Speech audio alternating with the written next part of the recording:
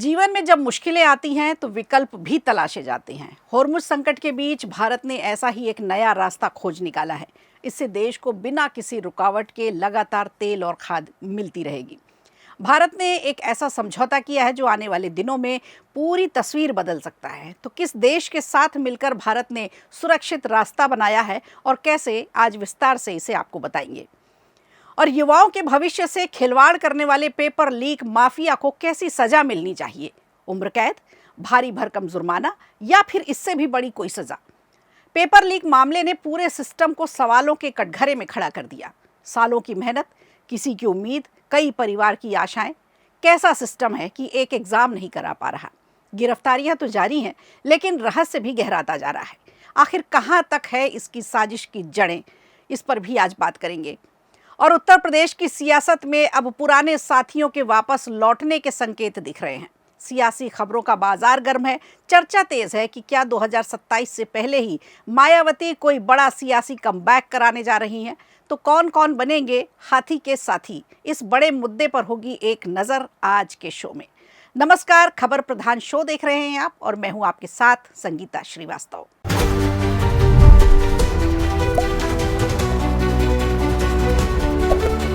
शुरुआत करते हैं मिडिल ईस्ट की जंग से, जिसकी वजह से तेल व्यापार इस समय संकट में है। पिछले 3 महीनों से ये रास्ता पूरी तरह से बंद है, जिससे दुनिया भर में तेल सप्लाई पर असर पड़ा है। और इसी बीच भारत ने एक बड़ा कदम उठा लिया। होर्मुज संकट के बीच ओमान के साथ हुआ नया समझौता, जो भारत के लिए प्लान बी की तरह काम करेगा। ये एक सुरक्षित विकल्प बन सकता है। पूरी दुनिया इस समय अनिश्चितता के दौर से गुजर रही है। कई देशों की अर्थव्यवस्था प्रभावित हो रही है। इसी बीच भारत ने अपने लिए एक सुरक्षित और मजबूत रास्ता चुन लिया है। भारत और ओमान के बीच 1 जून 2026 से कॉम्प्रिहेंसिव इकोनॉमिक पार्टनरशिप एग्रीमेंट यानी CEPA लागू हो गया है। ये समझौता सिर्फ व्यापार बढ़ाने के लिए नहीं, बल्कि भारत की ऊर्जा सुरक्षा के लिए बेहद महत्वपूर्ण माना जा रहा है। GTRI की रिपोर्ट है, जिसके मुताबिक ये समझौता संकट के समय भारत के लिए प्लान बी की तरह काम करेगा। यानी अगर खाड़ी क्षेत्र में हालात बिगड़ते हैं, तब भी भारत को तेल, गैस और ज़रूरी सामानों की सप्लाई बिना रुकावट के मिलती रहेगी। आमतौर पर सऊदी अरब, कतर और UAE जैसे देशों से आने वाला तेल और गैस स्ट्रेट ऑफ होर्मुज से होकर गुजरता है, लेकिन अब ओमान भारत के लिए एक नया सुरक्षित विकल्प बनकर सामने आया है। ओमान की भौगोलिक स्थिति इसे खास बनाती है। इसकी समुद्री सीमा सीधे खुले अरब सागर और ओमान की खाड़ी से जुड़ती है और ये होर्मुज संकट क्षेत्र से भी बिल्कुल बाहर है। इसीलिए यहाँ से व्यापार ज्यादा सुरक्षित माना जा रहा है। GTRI के संस्थापक अजय श्रीवास्तव ने बताया है कि ओमान के 2 बड़े बंदरगाह, पोर्ट ऑफ सलालाह और पोर्ट ऑफ दुक्म, भारत के लिए ये दोनों बेहद महत्वपूर्ण हैं। अगर भविष्य में स्ट्रेट ऑफ होर्मुज पूरी तरह से बंद भी हो जाए, तब भी इन बंदरगाहों के जरिए भारत का व्यापार चलता रहेगा। अब आंकड़े बताते हैं कि इस संकट के दौरान खाड़ी देशों के साथ भारत का व्यापार कम हुआ है, लेकिन ओमान के साथ व्यापार 246.4% से भी ज़्यादा बढ़कर हुआ है।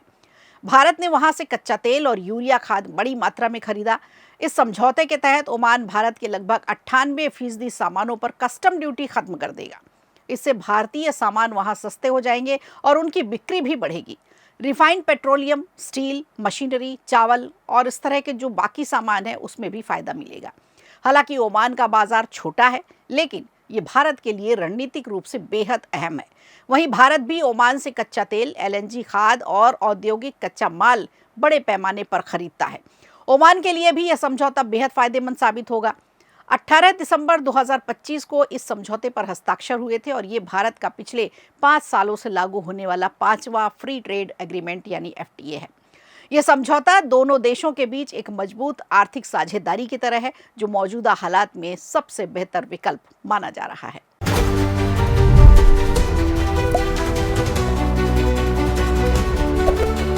नीट UG पेपर लीक मामला भ्रष्ट सिस्टम पर अब सवाल खड़े कर रहा है। सवाल वही, क्या ऐसे गुनाहगारों को सिर्फ जेल काफी है? परीक्षा एक, सपने लाखों और बीच में काली साजिश का खेल।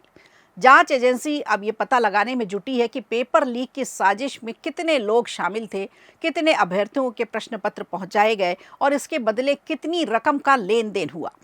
इसी कड़ी में आरोपी मनीषा हवलदार की कस्टडी भी बढ़ा दी गई है ताकि उसका अन्य आरोपियों और कुछ उम्मीदवारों से आमना सामना कराया जा सके। एक तरफ सीबीआई देश भर में आरोपियों के खिलाफ कार्रवाई कर रही है, तो दूसरी तरफ लाखों छात्रों और उनके परिवारों में गुस्सा भी बढ़ता जा रहा है।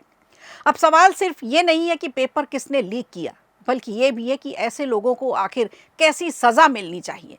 दिल्ली के राउज एवेन्यू कोर्ट ने इस मामले में गिरफ्तार कई आरोपियों की न्यायिक हिरासत 15 जून तक बढ़ा दी है। इनमें राजस्थान, हरियाणा और महाराष्ट्र से गिरफ्तार आरोपी शामिल हैं।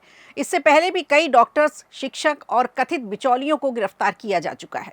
सीबीआई का मानना है कि ये सिर्फ एक छोटा गिरोह नहीं, बल्कि कई राज्यों में फैला हुआ एक बड़ा नेटवर्क है। केंद्रीय शिक्षा मंत्रालय ने भी इस मामले को बेहद गंभीर माना है। सूत्रों के मुताबिक मंत्रालय ने परीक्षा प्रणाली से जुड़े कई पहलुओं की समीक्षा शुरू कर दी है।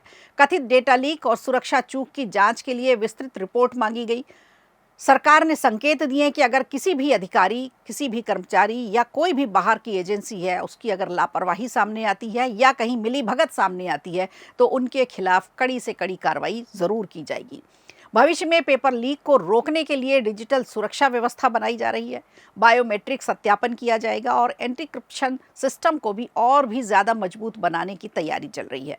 लेकिन इस पूरे मामले में सबसे बड़ा सवाल छात्रों और उनके अभिभावकों के दिलों पर जो है कि इस तरह के सवालों के साथ अब वो अपना जीवन, अपनी आगे की परीक्षाएं कैसे देंगे, क्या वो भी सुरक्षित रहेंगी, क्या वहाँ पेपर लीक नहीं होगा, इसके लिए सरकार क्या कर रही है। लाखों छात्र सालों तक दिन रात मेहनत करते हैं। कई परिवार अपने पसीने की कमाई कोचिंग और पढ़ाई में खर्च कर देते हैं।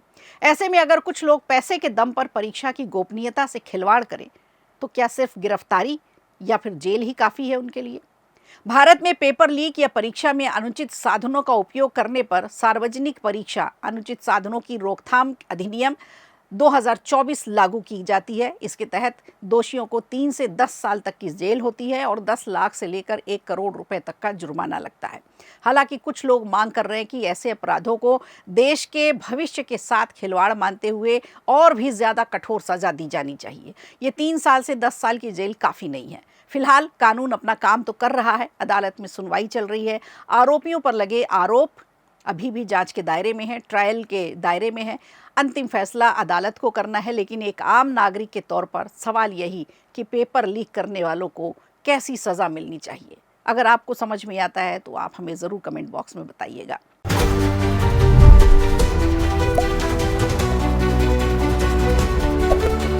और आइए अब आपको उत्तर प्रदेश लिए चलते हैं, जहां 2027 के चुनाव में बसपा की तैयारियां भी कम नहीं दिखाई दे रही। अटकलें लग रही हैं कि बसपा सुप्रीमो मायावती कुछ पुराने चेहरों की वापसी करा सकती हैं। बसपा में घर वापसी की चर्चा, कांग्रेस से संभावित गठबंधन की अटकलें और मायावती की नई रणनीति, सब कुछ सियासी पटल पर नया रंग जरूर ला रहा है।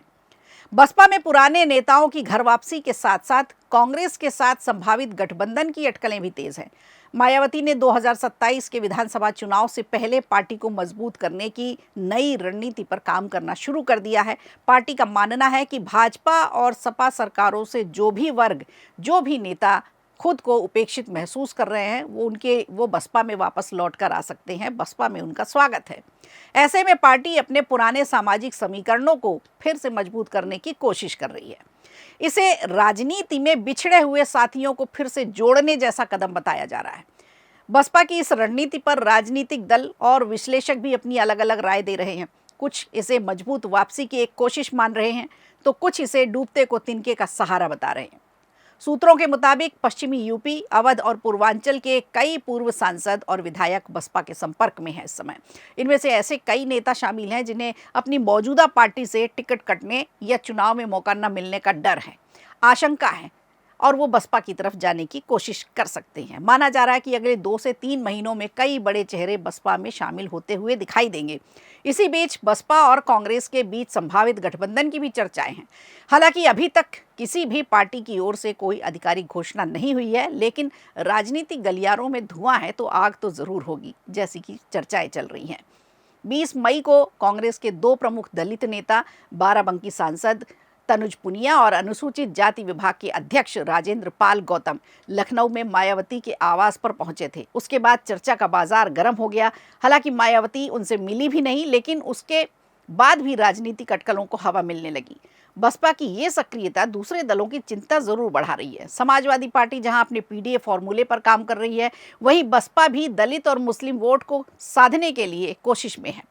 ऐसे में मुस्लिम वोटों का बंटवारा होने पर सबसे ज्यादा नुकसान समाजवादी पार्टी को हो सकता है, जबकि इसका फायदा भाजपा को मिलने की संभावना है। सवाल ये उठता है कि किन तीन नेताओं को बड़ी जिम्मेदारी मिलने वाली है। मायावती 2027 के सोशल इंजीनियरिंग फॉर्मूले को फिर से दोहराने की कोशिश कर रही हैं। उसी मॉडल में दलित, ब्राह्मण, मुस्लिम और पिछड़ा वर्ग को जोड़कर बड़ी राजनीतिक ताकत बनाई जा रही है। इसी रणनीति के तहत सतीश चंद्र मिश्रा को ब्राह्मण समाज से, उमाशंकर सिंह को क्षत्रिय समाज से और विश्वनाथ पाल को अति पिछड़ा वर्ग से शामिल करा के मजबूत बनाने की जिम्मेदारी दी गई है। सभी कोऑर्डिनेटर को यह भी निर्देश दिया गया है कि अगले 3 महीनों में मुस्लिम भाईचारा समिति बनाई जाएगी, यानी मुस्लिम वोट बैंक पर भी सेंध लगाने की तैयारी है। कांग्रेस प्रवक्ता सचिन रावत ने कहा है कि बसपा एक स्वतंत्र दल है, उसके फैसले उसकी आंतरिक मामला है। इधर समाजवादी पार्टी का कहना है कि बसपा का पारंपरिक वोट बैंक तो पहले से ही समाजवादी पार्टी के पास है, इंडिया गठबंधन के पास जा चुका है। मायावती अब अपनी मूल विचारधारा से दूर हो चुकी हैं, सपा का ये आरोप है।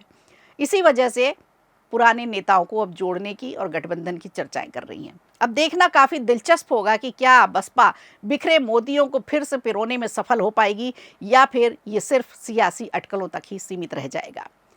तो खबर प्रधान शो में आज के लिए इतना ही। दीजिए इजाजत, नमस्कार। वीडियो अच्छा लगा हो तो लाइक कीजिए, शेयर कीजिए और कमेंट बॉक्स में हमें जरूर बताइए।